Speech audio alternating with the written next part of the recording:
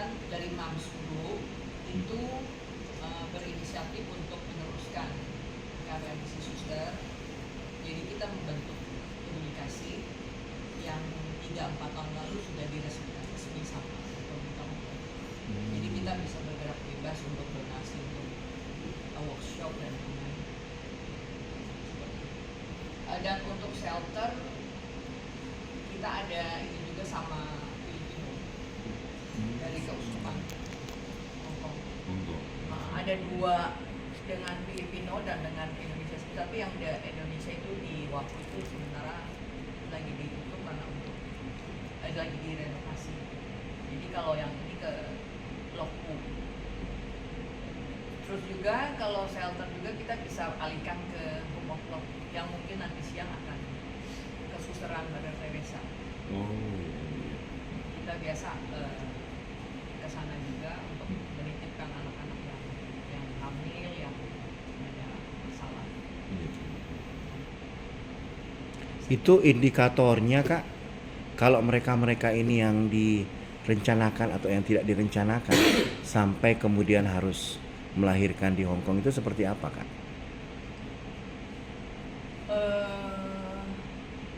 Ya kebanyakan sih yang kita orang tangani itu yang tidak direncanakan. Tidak direncanakan itu karena diperkosa kah? Ya. Atau pacaran? Dengan majikan, dengan atau enggak ya Afrika, Pakistan. Oke. Yang dijanjikan cinta ya? Pacaran. Dipacarin. Artinya setelah itu ditinggal gitu. Atau tetap serius? Iya, karena juga ada laki-laki yang karena mungkin ada sebelumnya itu ada beberapa istri. Ada juga yang Afrikanya itu sudah ada presiden, jadi tidak bisa. Kita kadang mengajukan juga ke pemerintah Hongkong karena kan memang lahir dari papanya itu juga pernah presiden. Tapi tidak resmi Kak ya? Hubungan mereka itu di bawah tangan. Ya. Pernah juga kita pengajuan untuk minta bantuan dari pemerintah Hongkong juga. Ada dapat teman ya nggak banyak lah per bulannya ada dapat uang dari ya untuk membangun lingkungan anak sampai umur 17 tahun baru dia bisa ini sendiri bisa menjamin mamanya bisa sih. Masih ada yang mau disampaikan Kak? Kalau dari teman-teman Faith Finder gimana Kak sebagai duta nih? Untuk pertama kalinya mensosialisasikan, apakah itu langsung ke kasus per kasus Kak atau ada hal yang lain? Cerita dari awal kenapa?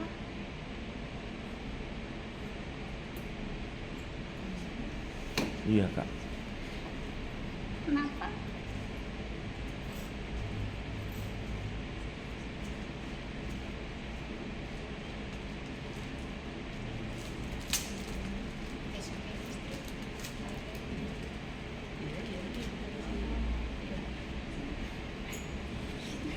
Jadi kenapa saya tertarik mengikuti menjadi ambasador Pathfinder, sedangkan saya sendiri visanya di sini kan visa kerja. Baik Kak. Itu sebenarnya untuk mengisi waktu luang. Baik Kak. Padahal kan Senin sampai Sabtu saya itu kerja, terus Minggu saya ada hari libur. Nah, terus kenapa saya tertarik mengikuti Pathfinder itu karena saya sering mendengarkan cerita teman-teman saya. Jadi mereka benar-benar ada di lingkungan itu. Jadi kayak mereka itu cerita mereka sampai menggugurkan kandungan kayak gitu, dan itu dilakukan secara ilegal. Otomatis saya mendengar tentang Pathfinder itu tertarik untuk mengetahui ilmu-ilmu yang ada di Pathfinder atau apa yang bisa dilakukan Pathfinder untuk membantu teman-teman kita ini. Kemudian pendidikan, dan khususnya di sini yang didapatkan adalah training, karena bagaimanapun BMI yang di sini selain mereka mendapatkan hak mereka melalui bekerja, mereka juga harus didampingi untuk skill-skill dasar. Nah, kami ada training untuk mereka seperti itu. Nah, kami berkaca pada hadis Nabi su'ul khulqi yudi, segala perbuatan jelek itu, akhlak yang tidak baik itu gampang tercemar, seperti itu menurut Nabi Muhammad, seperti itu. Jadi kami melakukan pendampingan sebelum itu terjadi. Jadi kami ingin mendampingi para BNI yang ada di sini, khususnya di Hong Kong dan Macau, agar hal-hal yang tidak diinginkan itu terjadi melalui banyak pendampingan, salah satunya pendampingan keagamaan, salah satunya pendampingan tadi pendidikan, pendidikan training, dan pendampingan untuk teman-teman yang saat ini tinggal di shelter. Karena kan tentunya di teman-teman dari Pathfinder Edukasi yang punya shelter pun sama kondisinya, mereka yang misalkan di finish kontrak dengan majikan atau di terminate oleh majikan, kemudian mereka menunggu visa, menunggu pulang ke Indonesia, itu kami jadi rumah transit bagi mereka. Nah, di situ juga kami mendampingi, dan tidak sedikit banyak kasus yang alhamdulillah belum terjadi, akhirnya dikonsultasikan dulu kepada kami. Contoh misalkan ada BMI yang datang, Ustadz, kita sekarang kondisinya ini lagi dideketin sama seseorang, udah cukup dekat orangnya. Nah, ini menjanjikan ini bagaimana? Mau didampingi. Nah, akhirnya kami mendampingi sebelum itu terjadi. Alhamdulillah ada beberapa yang akhirnya tidak masuk ke jurang tersebut, karena bagaimanapun sudah masuk ke jurang, ini lain hal nanti ceritanya, seperti itu. Nah, jadi selama ini kami mendampingi hal yang seperti itu. Walaupun memang ada yang kemarin yang misalkan hamil, kami akhirnya tinggal di shelter kondisinya, tapi memang alhamdulillahnya itu kebetulan sedang menunggu pulang ke Indonesia. Lagi hamil tapi sedang menunggu pulang, akhirnya pulang. Tapi untuk kasus-kasus seperti tadi yang disampaikan, sejauh saat ini saya diamanahkan karena baru dari Januari nih Kak Seto, kemarin saya diamanahkan oleh beberapa pusat, belum ada kasus yang dialami oleh kakak tadi seperti itu, yang misalkan tadi bagaimana harus menggugurkan lah, bagaimana itu belum kami terima. Tapi dompet duafa di sini kan sudah punya legal sejak tahun 2005 ya. Cabang dompet duafa tertua di luar negeri di tahun 2005, sebelum Jepang, Korea Selatan, Australia dan Amerika. Di Hong Kong di tahun 2005.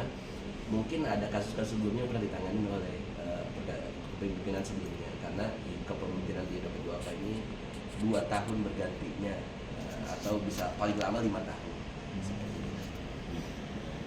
Semua hotline yang ketika teman-teman dapat masalah itu ada di situ Kak Sita.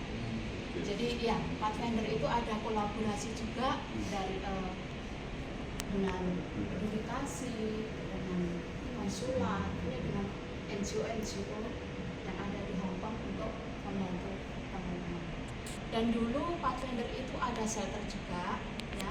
Tapi karena sekarang itu penghuninya sudah menurun, jadi tidak punya shelter sendiri. Akan tetapi kalau teman-teman membutuhkan, itu akan dicarikan shelter.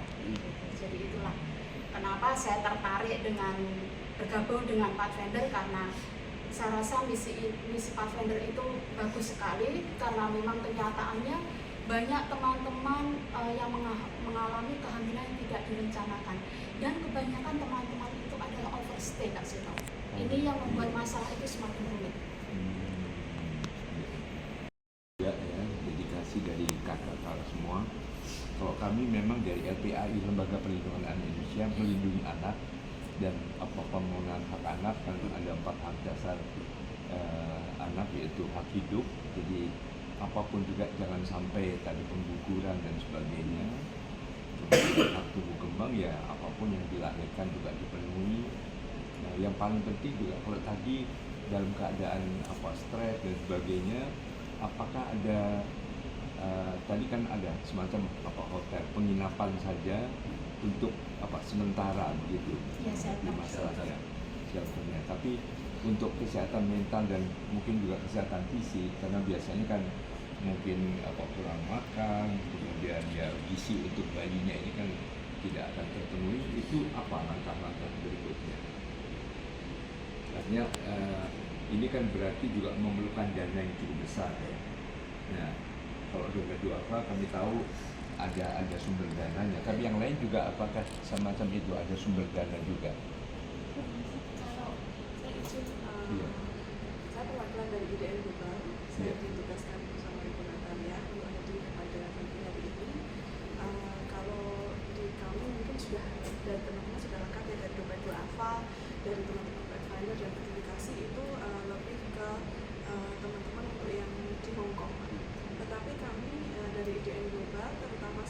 divisi ditempatkan di bagian pendidikan PMI, dan kebetulan saya adalah ketua umum KMTH, Komunitas Masyarakat Tangkap Hukum, di mana komunitas kami itu membantu teman-teman PMI di Hong Kong, tetapi permasalahannya di Indonesia.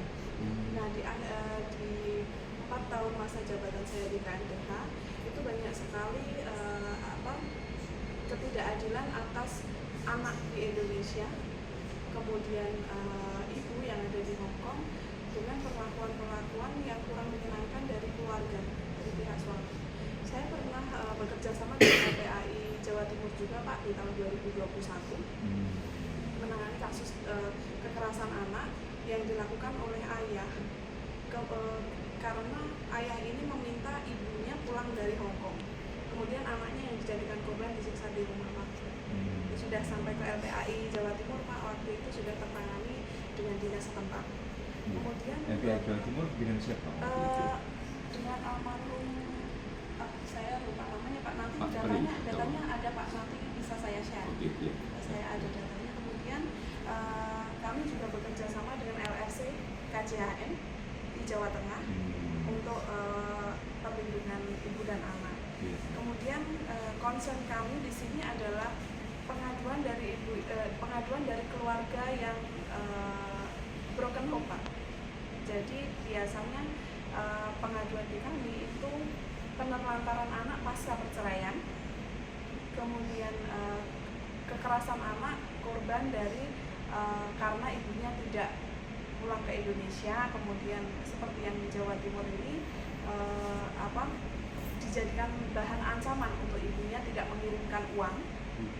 Jadi anak ini dijadikan alat, Pak, oleh para mereka yang tidak bertanggung jawab. Jadi beberapa data sudah masuk ke KJRI, Pak. Terakhir kami kemarin melaporkan kepada Kemensos KJRI juga permasalahan-permasalahan apa, dan saat saya ditugaskan oleh IDN untuk bertemu Kak Seto pagi ini, saya juga merasa bahwa ini terobosan khusus yang nantinya kita bisa kolaborasikan, karena ibu tetap mereka adalah tulang punggung keluarga yang mau tidak mau harus bekerja di Hong Kong, tetapi mereka juga masih tetap memikirkan keadaan kondisi baik psikis maupun kondisi fisik anak.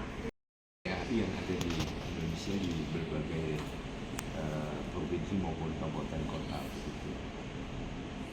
Ya, artinya kalau misalnya KJRI punya bilik perempuan dan anak, sebenarnya itu kan memang tidak hanya pembiayaan ya, Kak, ya, yang kemudian harus dengan tiket dan sebagainya, tidak.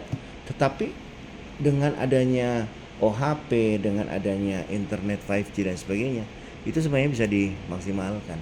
Kenapa harus dilakukan di KJRI? Karena ini negara kita, ini rumah besar orang Indonesia.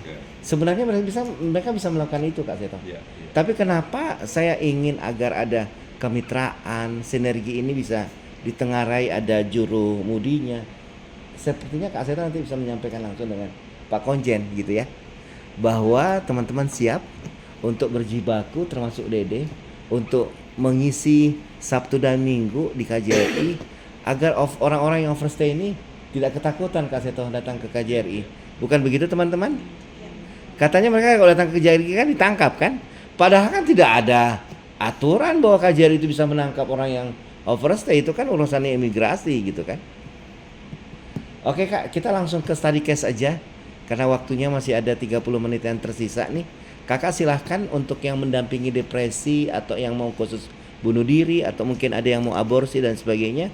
Kakak mungkin sangat touchy banget, Kak, ya, dengan sahabat itu. Mungkin bisa diceritakan langsung dengan Kak Seto agar perlakuannya itu pendekatannya bisa sesuai dengan ilmu psikologi, Kak, ya. Silahkan cerita dengan Kak Seto, Kak.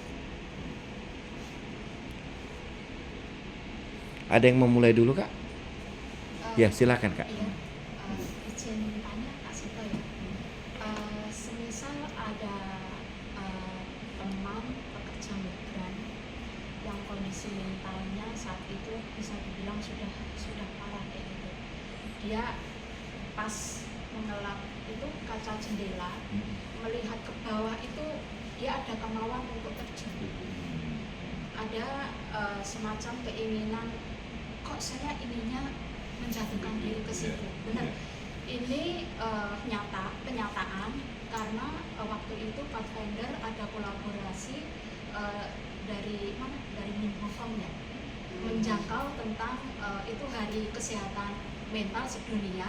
Kami menjangkau teman-teman migran dan berkomunikasi dengan teman-teman bagaimana situasi, maksudnya kondisi mentalnya di lingkungan kerja, apakah pernah mengalami cemas atau tidak bisa tidur atau sering merasa takut. Dan ini benar, saya ngobrol dengan dia dan dia itu, saya nggak tahu, saya sendiri nggak tahu kenapa kok saya itu sering nangis, nggak tahu yang saya cemaskan itu apa. Dan yang lebih parah lagi, ketika dia membersihkan jendela, dia itu melihat ke bawah, dia itu ada keinginan untuk terjun ke bawah. Dan masalahnya ternyata dia itu ditinggal mati oleh suaminya beberapa bulan yang lalu. Dia bercerita seperti itu. Kesehatan mental ya memang banyak, mungkin ya teman-teman yang bekerja dengan ini, ya maaf, mentalnya sakit begitu. Nah, apapun juga orang sakit ya harus diobati. Maka tadi pertanyaan kami, apakah ada psikolog profesional, khususnya psikolog klinis yang bisa ya segera memberikan pertolongan awal begitu, sehingga kalau memang sudah parah ya memang perlu dirawat. Jadi misalnya ini juga sudah ada dideteksi dia ada keinginan itu bukan hanya keinginan, begitu ada kesempatan bisa betul-betul terjun dan itu nggak bisa disalahkan begitu. Jadi ini yang harus segera ditreatment psikologisnya supaya kembali pulih. Ibaratnya luka kalau dibiarkan terus menganga ya lama-lama lebih parah, bisa menjadi kecacatan, dan itu dengan mungkin bukan hanya terjun, suatu saat bisa mengakhiri hidupnya dengan segala cara begitu. Jadi demi kesehatan mental ini yang mohon pertanyaannya, apakah ada tadi psikolog yang mungkin nanti juga bisa disampaikan kepada Bapak Konjen seberapa jauh untuk pendampingan kesehatan mental dari para pekerja migran ini. Bukan hanya para pekerjanya, mungkin aktivisnya ini kalau penuh dengan masalah, kadang-kadang siapa tahu juga terganggu juga gitu loh. Terganggunya mungkin keluarganya rukun-rukun nanya atau apa, dibentaknya, jangan ikut campur, saya lagi capek nih misalnya. Jadi semua harus dijaga kesehatan mentalnya. Ya, ini pengalaman kami misalnya pada waktu kami dengan Mabes Polri ke Australia, itu saya lihat polisi ini profesional, simpati, ramah dan benar. Saya tanya, apa yang bisa membuat petugas ini kok terjaga kondisinya? Ya mereka juga manusia. Jadi misalnya ada waktu istirahat, ada waktu, kalau general check up ada general check up fisik, tapi general check up psikologis dengan terjaga betul dalam keadaan prima gitu. Jadi kalau sudah terbiasa menjaga kesehatan sendiri, ya itu lebih baik. Tapi kalau yang tidak, kalau saya misalnya memahami ini, ya saya menghadapi ribuan kasus, ya tetap bisa senyum, bisa tenang, tidak baper lah begitu. Nah, artinya selain tadi para pekerja ini, aktivis yang melindungi mereka juga harus tetap terjaga kesehatan mentalnya. Yang saya katakan tadi, diri kita sendiri ya harus kuat gitu ya. Sebenarnya Pathfinders juga ada beberapa training yang membuat ambasador itu lebih kuat. Jadi ada training basic dan juga kita juga mempelajari tentang kesehatan mental gitu kan. Sebelum kita terjun lapangan, kita harus kuat dulu.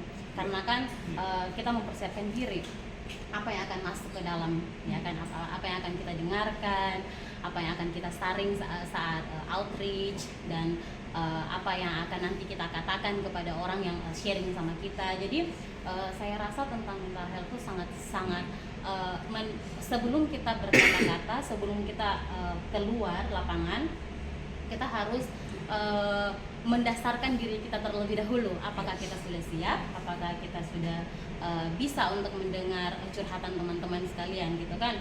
Dan apalagi di Pathfinder sendiri kita adalah ambasador yang pergi outreach, dan kayak banyak teman-teman yang sharing tentang pergumulan mereka, permasalahan mereka, entah dengan keluarga, majikan mungkin, atau dengan anak ya, terutama dengan anak, karena kita sendiri di sini membantu teman-teman yang mengalami masalah masalah kehamilan yang tidak terduga begitu. Jadi saya ingin berbagi pengalaman saya.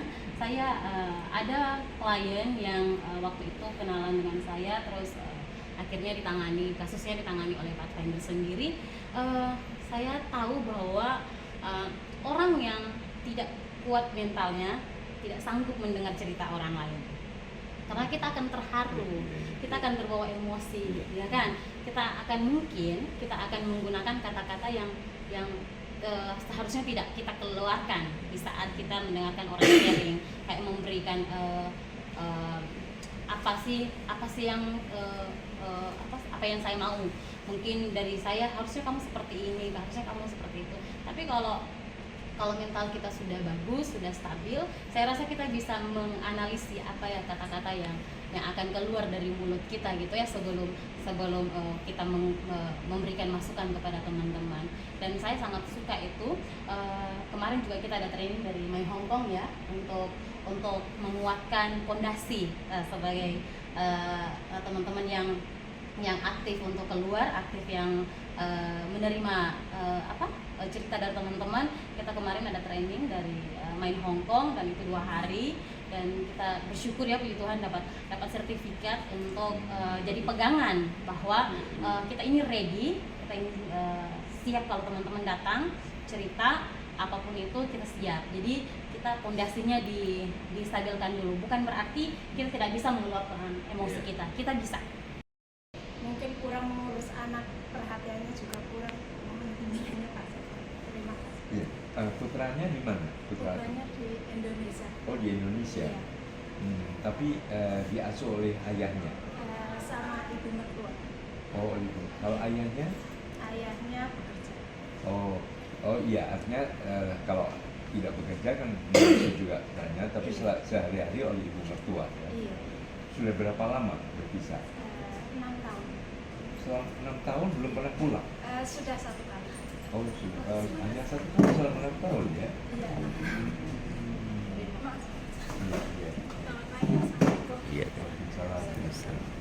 Ya, tapi ada komunikasi secara periodik melalui Zoom meeting atau video call begitu? Video call, telepon, kadang, tapi kadang terlalu menyalahkan saya karena saya terlalu lama di sini, mungkin kurang perhatian atau gimana. Terus sayanya juga ingin pulang, tapi karena kebutuhan ekonomi, jadi saya terpaksa masih kerja. Tapi komunikasi dengan suami dan ibu mertua cukup baik. Alhamdulillah. Artinya komunikasi cukup baik, bahwa cukup bisa mengerti bahwa ini adalah dalam upaya untuk memenuhi kebutuhan ekonomi keluarga. Iya. Nah, yang kecewa putranya ini. Iya. Umur berapa? Sekarang umur 17 tahun.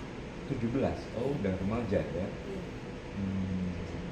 Nah, komunikasi dengan putra atau putri? Putra ya. Komunikasi dengan putranya ini cukup baik, artinya Sekarang kurang baik karena mungkin dia ingin saya pulang. Nah, apakah ayahnya tidak cukup memberikan penjelasan kepada Ananda ini? Kurang, iya. Ya, memang dalam setiap keluarga yang paling utama, yang paling penting itu komunikasinya harus efektif. Karena komunikasinya tidak efektif, kan keluarga ya, negara pun tidak ada komunikasi ya bisa perang dan sebagainya. Jadi keluarga memang harus diperkuat fondasi komunikasinya ini. Kalau perlu juga ada pertemuan periode begitu. Jadi kalau ada misalnya video call bersama-sama, karena kami memberikan juga pelatihan beberapa yang misalnya petugas seperti polisi atau TNI yang orang tuanya jauh dan sebagainya, itu tetap dengan menggunakan Zoom meeting atau apapun juga, punya teknologi informasi saat ini dimungkinkan untuk itu.